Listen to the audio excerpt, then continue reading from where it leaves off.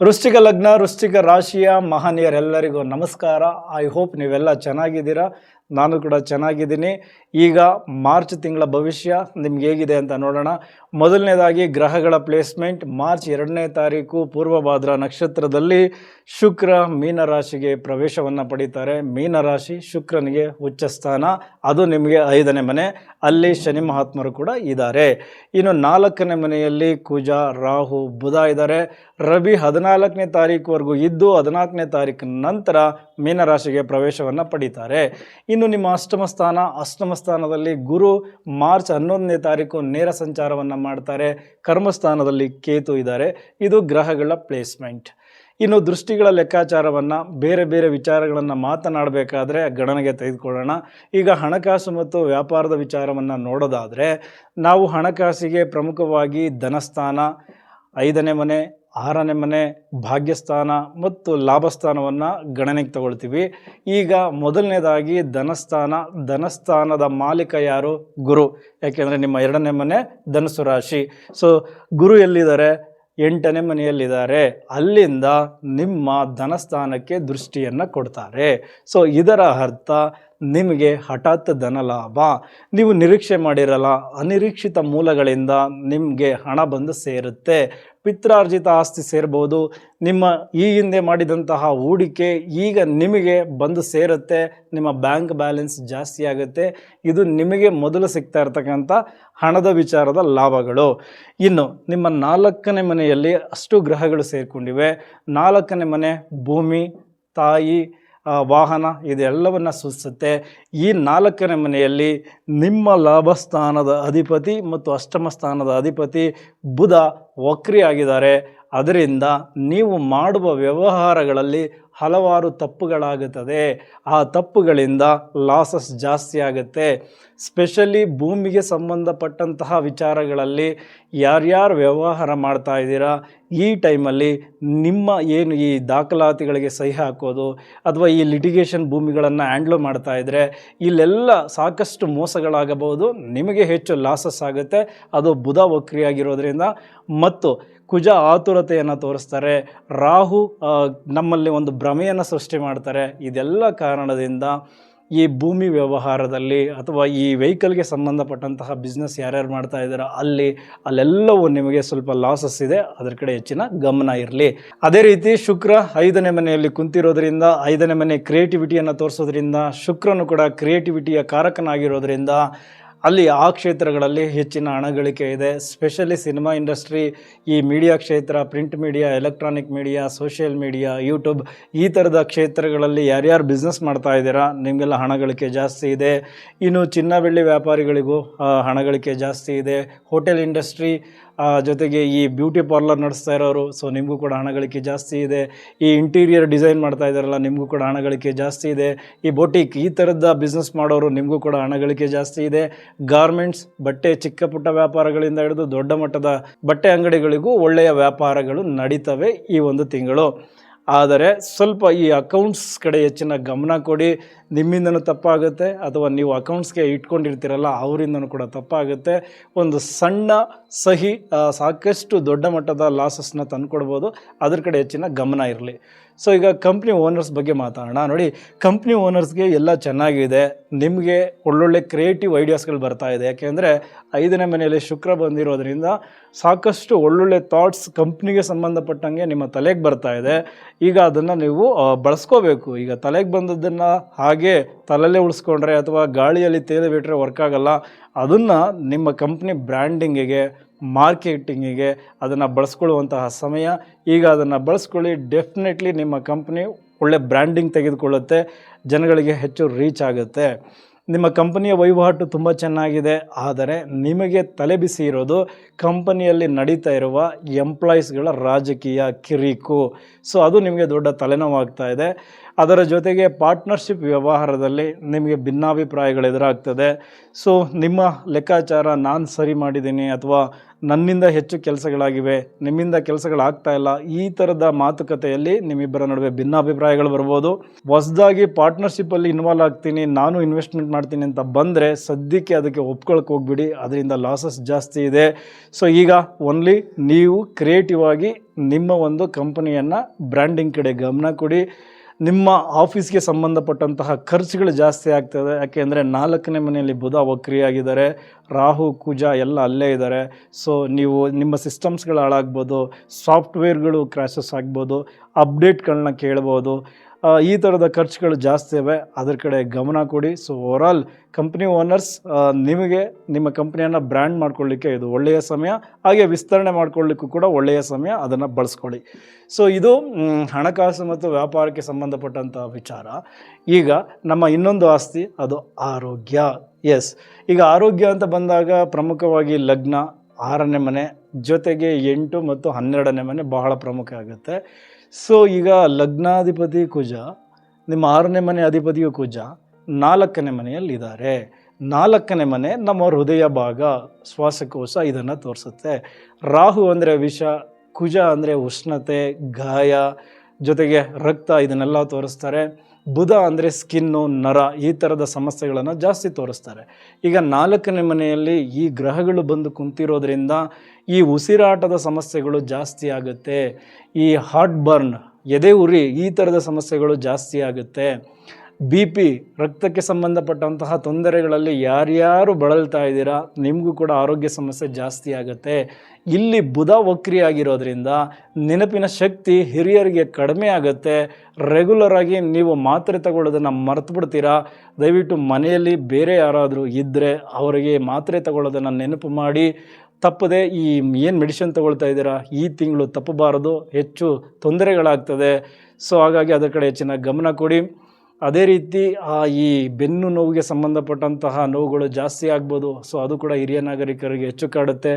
ಇನ್ನು ನಮ್ಮ ಮಹಿಳೆಯರು ಮನೆಯಲ್ಲಿ ಕ್ಲೀನ್ ಮಾಡಬೇಕಾದ್ರೆ ನಿಮಗೆ ಡಸ್ಟ್ ಅಲರ್ಜಿ ಆಗಬಹುದು, ಉಸಿರಾಟದ ತೊಂದರೆಗಳು ಎದುರಾಗುತ್ತೆ. ಹಾಗಾಗಿ ಅದರ ಕಡೆ ಹೆಚ್ಚಿನ ಗಮನ ಕೊಡಿ. ನಿಮ್ಮ ಮಕ್ಕಳು ಅಷ್ಟೇ, ಸ್ವಲ್ಪ ಡಸ್ಟ್ ಅಲರ್ಜಿಯಿಂದ ಅವರಿಗೆ ಈ ರೀತಿ ಕೆಮ್ಮು, ಶೀತ, ಈ ಥರದ ಸಮಸ್ಯೆಗಳು ಕೂಡ ಜಾಸ್ತಿ ಆಗ್ಬೋದು. ಅದ್ರ ಕಡೆ ಗಮನ ಕೊಡಿ. ಇನ್ನು ಅಂಗಾರಕ ಯೋಗದ ಎಫೆಕ್ಟ್ 4ನೇ ಮನೆಯಲ್ಲಿ ನಡೀತಾ ಇರೋದರಿಂದ ಈ ಮನೆಯಲ್ಲಿ ಸಣ್ಣ ಪುಟ್ಟ ಆಯುಧಗಳು ಕೂಡ ತೊಂದರೆಗಳನ್ನು ಕೊಡಬಹುದು. ನೀವು ಬಳಸುವಂತಹ ವೆಹಿಕಲ್ಗಳಿಂದನೂ ಕೂಡ ತೊಂದರೆಗಳಾಗಬಹುದು. ಈ ಬೆಂಕಿಯಿಂದ ದೂರ ಇರಿ, ಈ ಎಲೆಕ್ಟ್ರಿಕ್ ಈ ಥರದ ವಿಚಾರಗಳಿಂದ ದೂರ ಇರಿ. ಜೊತೆಗೆ ಮನೆಯಲ್ಲಿ ತುಂಬ ಎಚ್ಚರಿಕೆಯಿಂದ ಹಿರಿಯ ನಾಗರಿಕರು ಇರಬೇಕು, ಹೆಣ್ಣುಮಕ್ಕಳು ಇರಬೇಕು, ಮಕ್ಕಳನ್ನು ಕೂಡ ಎಚ್ಚರಿಕೆಯಿಂದ ಕಾಪಾಡಿಕೊಳ್ಳಬೇಕು. ದೇಹಕ್ಕೆ ಕೆಲಸದ ಒತ್ತಡ ಎಷ್ಟೇ ಇದ್ದರೂ ಸ್ವಲ್ಪ ವ್ಯಾಯಾಮ, ಧ್ಯಾನ, ಈ ಥರದ ಇದರಿಂದ ದೇಹಕ್ಕೆ ಚೈತನ್ಯವನ್ನು ತಂದುಕೊಳ್ಳಿ. ಇದಿಷ್ಟು ಆರೋಗ್ಯಕ್ಕೆ ಸಂಬಂಧಪಟ್ಟಂತಹ ವಿಚಾರಗಳು. ಈಗ ಪ್ರೀತಿ, ಪ್ರೇಮ ಮತ್ತು ಗಂಡ ಹೆಂಡತಿಯ ವಿಚಾರ. ಎಸ್, ಪ್ರೀತಿ ಪ್ರೇಮದ ವಿಚಾರವನ್ನು ನಾವು 5ನೇ ಮನೆಯಲ್ಲಿ ನೋಡ್ತೀವಿ. 5ನೇ ಮನೆ ಬಂದ್ಬಿಟ್ಟು ಪ್ರೀತಿ, ಪ್ರೇಮ, ರೊಮ್ಯಾನ್ಸ್. ಇಲ್ಲಿ ಶುಕ್ರ ಉಚ್ಚ ಸ್ಥಾನದಲ್ಲಿ ಕುಂತಿರೋದ್ರಿಂದ ಈಗ ಪ್ರೇಮಿಗಳ ನಡುವೆ ಆಕರ್ಷಣೆ ಜಾಸ್ತಿ ಆಗಿದೆ. ಅಂದರೆ ಶನಿ ಮಹಾತ್ಮರು 5ನೇ ಮನೆಗೆ ಬಂದಾಗ ನಿಮ್ಮಿಬ್ಬರ ನಡುವೆ ಬ್ರೇಕಪ್ ಆಗಿತ್ತು. ಅದು ಜವಾಬ್ದಾರಿತನದ ಮಾತುಗಳಿಂದ, ಅಥವಾ ನಮ್ಮ ಮನೆಯಲ್ಲಿ ಒಪ್ಕೊಳ್ತಾ ಇಲ್ಲ, ಅಥವಾ ನನಗೆ ಜವಾಬ್ದಾರಿಗಳು ಜಾಸ್ತಿ ಇದ್ದಾವೆ, ಸೊ ಹಾಗಾಗಿ ನಾನು ಈ ಪ್ರೀತಿ ಪ್ರೇಮ ಅಂತ ಇರೋದಕ್ಕಾಗಲ್ಲ ಅಂಥೇಳಿ ಒಂಥರ ಶಿಸ್ತುಬದ್ಧವಾಗಿ ಒಂದು ಬ್ರೇಕಪ್ ಆಗಿರುತ್ತೆ. ಬಟ್ ಈಗ ಶುಕ್ರ ಅಲ್ಲಿಗೆ ಬಂದ್ರಲ್ಲ, ಮತ್ತೆ ನಿಮ್ಮ ನಡುವೆ ಪ್ರೀತಿ ಚಿಗುರೊಡೆಯುತ್ತೆ. ಮಾರ್ಚ್ ತಿಂಗಳು ಫುಲ್ಲು ಸ್ವಲ್ಪ ಓಡಾಟ, ಸುತ್ತಾಟ, ಪಾರ್ಕ್, ಈ ಥರ ಗಿಫ್ಟ್ ಕೊಡೋದು ಇದೆಲ್ಲ ನಡೀತದೆ. ಅದರ ಜೊತೆಗೆ ಒಂದು ಒಳ್ಳೆಯ ಚರ್ಚೆ ಮುಂದಿನ ಭವಿಷ್ಯಕ್ಕಾಗಿ, ಸೊ ಜವಾಬ್ದಾರಿತವಾಗಿ ಮಾತಾಡ್ತೀರಾ, ಇದೆಲ್ಲವೂ ಓಕೆ. ಆದರೆ ಬುಧ ವಕ್ರಿ ಆಗಿರೋದ್ರಿಂದ ಒಂದೊಂದು ಸಾರಿ ನಿಮ್ಮ ಕಮ್ಯುನಿಕೇಷನ್ನು ಮಿಸ್ಕಮ್ಯುನಿಕೇಷನ್ ಆಗಿ ಬೇರೆ ಥರ ಅರ್ಥ ಮಾಡಿಕೊಂಡು ನಿಮ್ಮಿಬ್ಬರ ನಡುವೆ ಮತ್ತೆ ಜಗಳಗಳು ಶುರುವಾಗಬಹುದು. ಹಾಗಾಗಿ ಸೊ ಮಾತನ್ನು ಕಡಿಮೆ ಮಾಡಿ, ಭಾವನೆಗಳನ್ನು ಹಂಚ್ಕೊಳ್ಳಿ, ಜವಾಬ್ದಾರಿತವಾಗಿ ಮುಂದಿನ ಜೀವನದ ಬಗ್ಗೆ ಚರ್ಚೆ ಮಾಡಿ. ಸೊ ನಿಮ್ಮ ಪ್ರೀತಿ ಗಟ್ಟಿಯಾಗಿ ಉಳ್ಕೊಳ್ಳುತ್ತೆ. ಇನ್ನು ಹೊಸ ಲವರ್ಸ್ ಅಂದರೆ ಈಗ ಯಾರೋ ಪ್ರಪೋಸ್ ಮಾಡೋಕ್ಕೆ ಬರ್ತಾ ಇದ್ದಾರೆ, ಒಪ್ಕೋಬೋದಾ? ಶನಿ ಮತ್ತು ಶುಕ್ರ ಜೊತೆ ಇದ್ದಾಗ ಬರುವಂತಹ ಪ್ರೇಮಿ ನಿಜವಾಗ್ಲೂ ಒಳ್ಳೆಯ ಸಂಸ್ಕೃತಿ ಇರೋರು, ಮುಂದೆ ನಿಮ್ಮ ಲೈಫ್ಗೆ ತುಂಬ ಒಳ್ಳೆಯ ರೀತಿಯಲ್ಲಿ ನಿಮಗೆ ಬದುಕಿಗೆ ಸಪೋರ್ಟ್ ಮಾಡೋರಾಗಿರ್ತಾರೆ.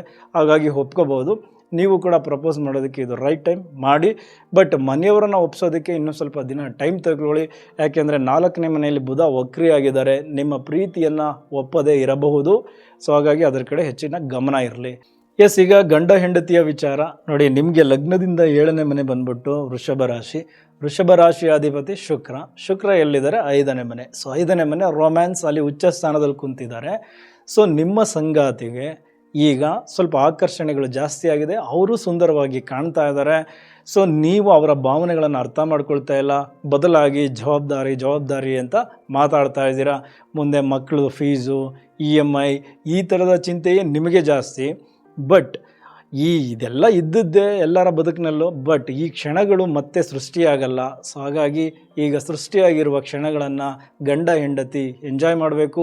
ಸೊ ಇಬ್ಬರು ಒಂದು ಹೊರಗಡೆ ಹೋಗಿ ಬನ್ನಿ, ಹೋಟೆಲ್ ರೆಸ್ಟೋರೆಂಟ್ ಅಂತ ಸುತ್ತಾಡಿ ಪರಸ್ಪರ ಗಿಫ್ಟ್ಗಳನ್ನು ಕೊಟ್ಕೊಳ್ಳಿ. ನಿಮ್ಮ ಒಂದು ಗಂಡ ಹೆಂಡತಿಯ ಬಾಂಧವ್ಯವನ್ನು ಹೆಚ್ಚು ಮಾಡ್ಕೊಳ್ಳಿ. ಅದಕ್ಕೆ ಇದು ಒಳ್ಳೆಯ ಸಮಯ.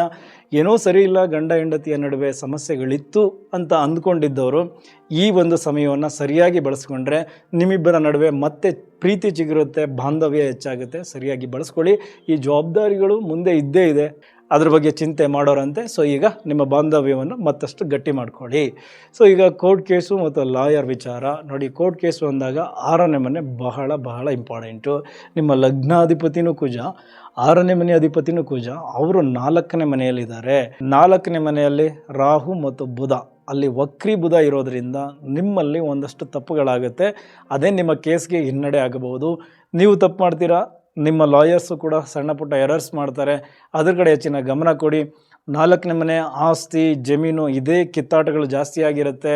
ಸೊ ನಿಮ್ಮ ವಿರುದ್ಧ ಈ ಸಾಕ್ಷಿಗಳನ್ನು ತಿರುಚೋದು ಅಥವಾ ಸುಳ್ಳು ಸಾಕ್ಷಿಗಳನ್ನು ಮಾಡಲಿಕ್ಕೆ ರಾಹು ಪ್ರೇರಣೆಯನ್ನು ಮಾಡಿರ್ತಾರೆ. ಸೊ ಹಾಗಾಗಿ ಅದ್ರ ಕಡೆ ಹೆಚ್ಚಿನ ಗಮನ ಇರಲಿ. ಅಂತಿಮವಾಗಿ ಕೋರ್ಟ್ ಹಾಲಲ್ಲಿ ನಿಮ್ಮದೇ ಜಯ. ನಿಮ್ಮ ಎದುರಾಳಿಗಳನ್ನು ಎದುರಿಸಲಿಕ್ಕೆ ಕುಜ ಧೈರ್ಯ ಕೊಟ್ಟರು. ಕೆಲವು ತಂತ್ರಗಳು ಮತ್ತು ನೀವು ಮಾಡುವ ತಪ್ಪುಗಳಿಂದ ಹಿನ್ನಡೆ ಅಂತೂ ಇದೆ. ಸೊ ಹಾಗಾಗಿ ಅದ್ರ ಕಡೆ ಹೆಚ್ಚಿನ ಗಮನ ಇರಲಿ. ಇನ್ನು ಲಾಯರ್ಸ್, ನಿಮಗೆ ಡಿವೋರ್ಸ್ ಕೇಸ್ಗಳು ಹುಡ್ಕೊಂಡು ಬರ್ತವೆ. ಯಾಕೆಂದರೆ ನಿಮ್ಮ ಕರ್ಮಸ್ಥಾನದಲ್ಲಿ ಕೇತು ಇದ್ದಾರೆ. ಸೊ ಹಾಗಾಗಿ ಡಿವೋರ್ಸ್ ಕೇಸ್ಗಳು, ಹೈ ಪ್ರೊಫೈಲ್ ಕೇಸ್ಗಳು ನಿಮ್ಮನ್ನು ಹುಡ್ಕೊಂಡು ಬರ್ತದೆ. ನಿಮ್ಮ ವಾದ ತುಂಬ ಚೆನ್ನಾಗಿದೆ, ಕ್ರಾಸ್ ಎಕ್ಸಾಮಿನೇಷನ್ ಚೆನ್ನಾಗಿದೆ. ಹಳೆಯ ಏನು ತೀರ್ಪುಗಳನ್ನೆಲ್ಲ ನೀವು ಈಗ ನಿಮ್ಮ ವಾದದಲ್ಲಿ ಬಳಸ್ಕೊಂಡು ತುಂಬ ಚೆನ್ನಾಗಿ ವಾದವನ್ನು ಮಾಡ್ತಾ ಇದ್ದೀರಾ.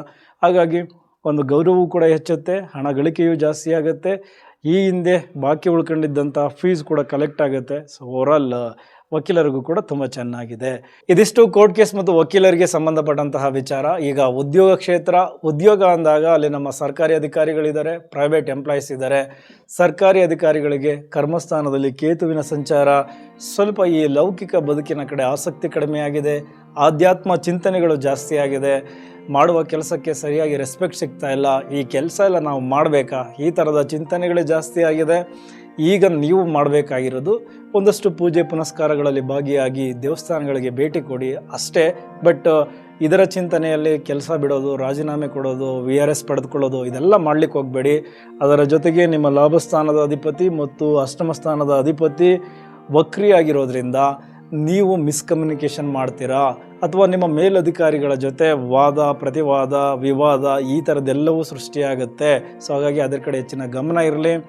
ಈ ಸಚಿವರು MLAಗಳು ಇವ್ರ ಜೊತೆ ಮಾತನಾಡಬೇಕಾದ್ರೆ ಸ್ವಲ್ಪ ನಿಮ್ಮನ್ನು ನೀವು ಕಂಟ್ರೋಲಲ್ಲಿ ಇಟ್ಕೊಳ್ಳಿ. ಯಾಕೆಂದರೆ 4ನೇ ಮನೆಯಲ್ಲಿ ರಾಹು ಕುಜ ಒಂದಾಗಿದ್ದಾರೆ, ಅಂಗಾರಕ ಯೋಗ. ಸೊ ಮಾತಿನ ಚಕಮಕಿ ನಡೀತದೆ, ಅದರಿಂದ ನಿಮಗೆ ಸ್ವಲ್ಪ ಬ್ಯಾಡ್ ಇಂಪ್ಯಾಕ್ಟ್ ಕ್ರಿಯೇಟ್ ಆಗುತ್ತೆ. ಸೊ ಅದರ ಕಡೆ ಹೆಚ್ಚಿನ ಗಮನ ಇರಲಿ. 14ನೇ ತಾರೀಕು ನಂತರ ಸ್ವಲ್ಪ ಸ್ಥಿತಿಗತಿಗಳೆಲ್ಲ ಬದಲಾಗ್ತದೆ. ನಿಮ್ಮ ಆಫೀಸಲ್ಲಿ ವಾತಾವರಣವು ಚೆನ್ನಾಗಿರುತ್ತೆ. ಸೊ ಇನ್ನು ಬುಧ ವಕ್ರಿಯಾಗಿದ್ದಾಗ ನಮ್ಮಿಂದನೇ ಕೆಲವು ತಪ್ಪುಗಳಾಗ್ತದೆ. ಕಡತಗಳಿಗೆ ಸಹಿ ಹಾಕಬೇಕಾದ್ರೆ 2-3 ಬಾರಿ ಚಿಂತನೆ ಮಾಡಿ, ಯೋಚನೆ ಮಾಡಿ, ಪರಿಶೀಲಿಸಿ ಸಹಿ ಹಾಕಿ. ಇದಿಷ್ಟು ಸರ್ಕಾರಿ ಅಧಿಕಾರಿಗಳಿಗೆ. ಇನ್ನು ಪ್ರೈವೇಟ್ ಎಂಪ್ಲಾಯೀಸ್, ನಿಮಗೂ ಕೂಡ ಸೇಮ್ 10ನೇ ಮನೆಯಲ್ಲಿ ಕೇತು ಇರೋದರಿಂದ ವೈರಾಗ್ಯ, ಕೆಲಸ ಮಾಡಬೇಕಾ, ನನಗೆ ಸರಿಯಾದ ರೆಸ್ಪೆಕ್ಟ್ ಸಿಗ್ತಾ ಇಲ್ಲ, ನಾನು ಬಯಸ್ತಾ ಇರೋದು ನನ್ನ ಕೆಲಸಕ್ಕೆ ಒಂದು ಸಣ್ಣ ರೆಸ್ಪೆಕ್ಟ್, ಅದು ನನಗೆ ಸಿಗ್ತಾ ಇಲ್ಲ, ಈ ಥರದ ಚಿಂತನೆಗಳೇ ಜಾಸ್ತಿ. ಸೊ ನೀವು ಕೂಡ ಪೂಜೆ ಪುನಸ್ಕಾರಗಳಲ್ಲಿ ಭಾಗಿಯಾಗಿ ಕೆಲವು ಮಂತ್ರಗಳನ್ನು ಪಠನೆ ಮಾಡ್ತಾ ಇರಿ. ಸೊ ಆ ಥರದ ವಿಚಾರಗಳನ್ನು ನೀವು ಮಾಡಿಕೊಂಡಾಗ ಈ ಒಂದು ಏನು ವೈರಾಗ್ಯ ಇದೆಯಲ್ಲ ಅದು ಸ್ವಲ್ಪ ಕಡಿಮೆ ಆಗುತ್ತೆ. ಇನ್ನು ನಿಮಗೆ ಥಿಂಗ್ಸ್ಗಳೆಲ್ಲ ಚೇಂಜ್ ಆಗೋದು 14ನೇ ತಾರೀಕು ನಂತರ. ನಿಮ್ಮ ಈ ಹಿಂದಿನ ಎಫರ್ಟ್ಸ್ಗೆ 14ನೇ ತಾರೀಕು ನಂತರ ರೆಸ್ಪೆಕ್ಟ್ ಸಿಗುತ್ತೆ, ಸಂಬಳವೂ ಜಾಸ್ತಿ ಆಗುತ್ತೆ. ಬಟ್ ಆಫೀಸಲ್ಲಿ ಪೊಲಿಟಿಕ್ಸ್ ಇದ್ದೇ ಇದೆ. ಯಾಕೆಂದರೆ 4ನೇ ಮನೆಯಲ್ಲಿ ರಾಹು ಬುಧ ಕುಜ ಒಟ್ಟಿಗೆ ಇರ್ತಾರೆ. ಸೊ ಹಾಗಾಗಿ ಪೊಲಿಟಿಕ್ಸ್ ಜೋರಾಗೇ ಇದೆ. ನಿಮ್ಮ ಕ್ರೆಡಿಟ್ಸನ್ನು ಅವರು ತಗೊಳ್ಳೋದಕ್ಕೆ ಟ್ರೈ ಮಾಡ್ತಾ ಇರ್ತಾರೆ ನಿಮ್ಮ ಸಹೋದ್ಯೋಗಿಗಳು. ಓವರಾಲ್ 14ನೇ ತಾರೀಕು ನಂತರ ನಿಮಗೆ ತುಂಬ ಚೆನ್ನಾಗಿದೆ, ಸಂಬಳವೂ ಕೂಡ ಜಾಸ್ತಿ ಆಗುತ್ತೆ. ಹೊಸದಾಗಿ ಕೆಲಸ ಹುಡುಕೋರು 14ನೇ ತಾರೀಕು ನಂತರ ಟ್ರೈ ಮಾಡಿ. ಸೊ ನೀವು ಇಂಟರ್ವ್ಯೂ ಅಲ್ಲಿ ಸ್ವಲ್ಪ ತಪ್ಪುಗಳನ್ನು ಮಾತಾಡ್ತೀರಾ, ಕಮ್ಯುನಿಕೇಷನ್ ಸ್ವಲ್ಪ ಸರಿಯಾಗಿ ಆಗಲ್ಲ. ಆದರೆ ನೀವು ಟೆಕ್ನಿಕಲಿ ಸ್ಟ್ರಾಂಗ್ ಆಗಿರೋದ್ರಿಂದ ನಿಮಗೆ ಕೆಲಸ ಸಿಗುತ್ತೆ. ಸರ್ಕಾರಿ ಕೆಲಸಕ್ಕೆ ಟ್ರೈ ಮಾಡೋರ್ಗೂ ಕೂಡ 14ನೇ ತಾರೀಕು ನಂತರ ಗುಡ್ ರಿಸಲ್ಟ್ ಇದೆ. ಎಕ್ಸಾಮ್ ಬರೆದಿರೋರ್ಗೂ ಕೂಡ 14ನೇ ತಾರೀಕು ನಂತರ ಗುಡ್ ರಿಸಲ್ಟ್ ಇದೆ. ಇದು ಉದ್ಯೋಗ ಕ್ಷೇತ್ರ. ಈಗ ನಮ್ಮ ಶಿಕ್ಷಣ ಕ್ಷೇತ್ರ, ಇಲ್ಲಿ ನಮ್ಮ ಟೀಚರ್ಸ್ ಇದ್ದಾರೆ ಮತ್ತು ನಮ್ಮ ಸ್ಟೂಡೆಂಟ್ಸ್ ಇದ್ದಾರೆ. ನೋಡಿ ಟೀಚರ್ಸ್, ಈಗ ನಿಮಗೆ ಎಕ್ಸಾಮ್ ಸಮಯ. ನೀವು ಕೂಡ ತಪ್ಪುಗಳನ್ನು ಮಾಡ್ತೀರಾ, ಯಾಕೆಂದರೆ ವಕ್ರಿ ಬುಧ 4ನೇ ಮನೆಯಲ್ಲಿದ್ದಾರೆ. ಸೊ ಹಾಗಾಗಿ ಕರೆಕ್ಷನ್ ಮಾಡಬೇಕಾದ್ರೆ 2-3 ಬಾರಿ ಸರಿಯಾಗಿ ಚೆಕ್ ಮಾಡಿ ಕರೆಕ್ಷನ್ ಮಾಡಿ. ಮಾರ್ಕ್ಸ್ ಹಾಕಬೇಕಾದ್ರೂ ಕೂಡ ಕೌಂಟಿಂಗಲ್ಲಿ ಮಿಸ್ ಆಗ್ಬೋದು. ಸೊ 2-3 ಸಾರಿ ಕೌಂಟ್ ಮಾಡಿ. ಇದು ಮಕ್ಕಳ ಭವಿಷ್ಯ. ನೀವು 1-2 ಮಾರ್ಕ್ಸ್ ಕಡಿಮೆ ಮಾಡಿದ್ರು ಅವರ ಲೈಫ್ ತುಂಬ ಬದಲಾಗ್ಬಿಡ್ತದೆ. ಹಾಗಾಗಿ ಈ ಮಾರ್ಕ್ಸ್ ಕಡೆ ಹೆಚ್ಚಿನ ಗಮನ ಕೊಡಿ ಹಾಕಬೇಕಾದ್ರೆ. ಇನ್ನು ನಿಮಗೆ ಸಿಗಬೇಕಾದ ರೆಸ್ಪೆಕ್ಟ್, ಬಡ್ತಿ ಇದೆಲ್ಲ ಮುಂದಿನ ದಿನಗಳಲ್ಲಿ ನೆಕ್ಸ್ಟ್ ಅಕಾಡೆಮಿಕ್ ಇಯರಲ್ಲಿ ಖಂಡಿತ ಸಿಗುತ್ತೆ. ಸೊ ಟೀಚರ್ಸ್ ಎಲ್ಲರ ಕಡೆಯಿಂದ ರೆಸ್ಪೆಕ್ಟನ್ನು ಪಡ್ಕೊಳ್ತಾ ಇದ್ದೀರಾ. ಬಟ್ ಕಮ್ಯುನಿಕೇಷನ್ ಮಾಡಬೇಕಾದ್ರೆ, ಈ ಕರೆಕ್ಷನ್ ಮಾಡಬೇಕಾದ್ರೆ ನಿಮ್ಮಿಂದ ಸಣ್ಣ ಪುಟ್ಟ ತಪ್ಪುಗಳಾಗ್ತವೆ, ಅದ್ರ ಕಡೆ ಹೆಚ್ಚಿನ ಗಮನ ಇರಲಿ. ಇನ್ನು ಸ್ಟೂಡೆಂಟ್ಸ್, ನಿಮಗೆ ಎಕ್ಸಾಮ್ ಟೈಮ್ ಓದೋಕೆ ಕೂತ್ಕೊಂಡ್ರೆ ನಿದ್ದೆ ಬರ್ತಾ ಇದೆ, ಜೊತೆಗೆ ಸೋಷಿಯಲ್ ಮೀಡಿಯಾ, ಕ್ರಿಕೆಟ್ ಇದು ಆಸಕ್ತಿ ಜಾಸ್ತಿ ಆಗ್ತಾ ಇದೆ. ಬಟ್ ಆ ರೀತಿ ಮಾಡಿದ್ರೆ ನಿಮಗೆ ಎಕ್ಸಾಮಲ್ಲಿ ಹೆಚ್ಚು ತೊಂದರೆಗಳಾಗುತ್ತೆ. ಬುಧ ವಕ್ರಿಯಾಗಿರೋದ್ರಿಂದ ಉತ್ತರ ಗೊತ್ತಿದ್ರೂ ಸರಿಯಾಗಿ ಆ ಪ್ರಶ್ನೆಗಳನ್ನು ಅರ್ಥ ಮಾಡ್ಕೊಳ್ಳದೆ ತಪ್ಪು ಉತ್ತರಗಳನ್ನು ಬರೆದು ಬಿಡ್ತೀರಾ. ಸ್ಪೆಲ್ಲಿಂಗ್ ಮಿಸ್ಟೇಕ್ ಜಾಸ್ತಿ ಆಗುತ್ತೆ. ಅದ್ರ ಕಡೆ ಹೆಚ್ಚಿನ ಗಮನ ಕೊಡಿ. ಇನ್ನು ಸ್ಪರ್ಧಾತ್ಮಕ ಪರೀಕ್ಷೆ ಬರೆಯೋರ್ಗೂ ಕೂಡ ಆಲ್ರೆಡಿ ಹೇಳಿದ್ದೀನಿ, ತುಂಬ ಚೆನ್ನಾಗಿದೆ. ಸೊ ಓವರಾಲ್ ಸ್ಟೂಡೆಂಟ್ಸ್ಗಳಿಗೆ ಈ ಸಣ್ಣ ಪುಟ್ಟ ಎರರ್ ನಿಮ್ಮಿಂದನೇ ಆಗುತ್ತೆ. ಅದನ್ನು 2-3 ಬಾರಿ ಪರಿಶೀಲನೆ ಮಾಡಿಕೊಂಡು ಪ್ರಶ್ನೆಗಳನ್ನು ಸರಿಯಾಗಿ ಅರ್ಥ ಮಾಡಿಕೊಂಡು ಉತ್ತರಗಳನ್ನು ಬರೀರಿ ಮತ್ತು ಸ್ಪೆಲ್ಲಿಂಗ್ ಮಿಸ್ಟೇಕ್ ಕಡೆ ಹೆಚ್ಚಿನ ಗಮನ ಕೊಡಿ. ಆ ಎರರ್ಗಳನ್ನು ನೀವು ತಪ್ಪಿಸ್ಕೊಂಡ್ರೆ ಒಳ್ಳೆ ಮಾರ್ಕ್ಸ್ ಖಂಡಿತ ಸಿಗುತ್ತೆ. ಇನ್ನು ನಮ್ಮ ಕೃಷಿ ಕ್ಷೇತ್ರ ನೋಡಿ, ಕೃಷಿ ಕ್ಷೇತ್ರಕ್ಕೆ ಲಾಭ ಶುಕ್ರನಿಂದ ಹಲವಾರು ರೀತಿಯಲ್ಲಿದೆ. ಅಂದರೆ ಈ ಶುಕ್ರನಿಗೆ ಸಂಬಂಧಪಟ್ಟಂತಹ ಬೆಳೆಗಳು ಏನೇನಿದೆ, ಹಣ್ಣುಗಳು, ಹೂವು, ಅಡಿಕೆ, ತೆಂಗು ಈ ಥರದ ಬೆಳೆಗಳಿಗೆ ಹೆಚ್ಚಿನ ಬೆಲೆ ಸಿಗುತ್ತೆ. ಇನ್ನು ದಲ್ಲಾಳಿಗಳು ನಿಮಗೆ ಮೋಸ ಮಾಡ್ತಾರೆ. ಸೊ ಅವರ ಬಗ್ಗೆ ಎಚ್ಚರಿಕೆ ಇರಲಿ. ತೂಕದಲ್ಲಿ ವ್ಯತ್ಯಾಸಗಳನ್ನು ಮಾಡ್ಬೋದು, ಅದರ ಬಗ್ಗೆ ಎಚ್ಚರಿಕೆ ಇರಲಿ. ಇನ್ನು ನಿಮ್ಮ ಯಂತ್ರೋಪಕರಣಗಳು ಕೈ ಕೊಡ್ತವೆ, ಅದಕ್ಕೆ ಹೆಚ್ಚು ಖರ್ಚಾಗಬೇಕು ಅಂತ ಇದೆ. ಹಾಗಾಗಿ ಅದಕ್ಕೆ ಹೆಚ್ಚು ಖರ್ಚುಗಳನ್ನು ಮಾಡ್ತೀರಾ, ಜೊತೆಗೆ ಅದಕ್ಕೆ ಸಂಬಂಧಪಟ್ಟಂತಹ ಸಾಲಕ್ಕೆ ಮುಂದಾಗ್ತೀರಾ. ಸೊ ಇದು ಕೃಷಿಕರಿಗೆ ಸಿಗ್ತಾ ಇರ್ತಕ್ಕಂಥ ವಿಚಾರ.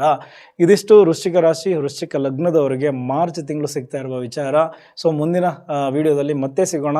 ಇಲ್ಲಿವರೆಗೂ ಈ ವಿಡಿಯೋ ನೋಡಿದ್ದಕ್ಕೆ ಧನ್ಯವಾದಗಳು. Thank you very much.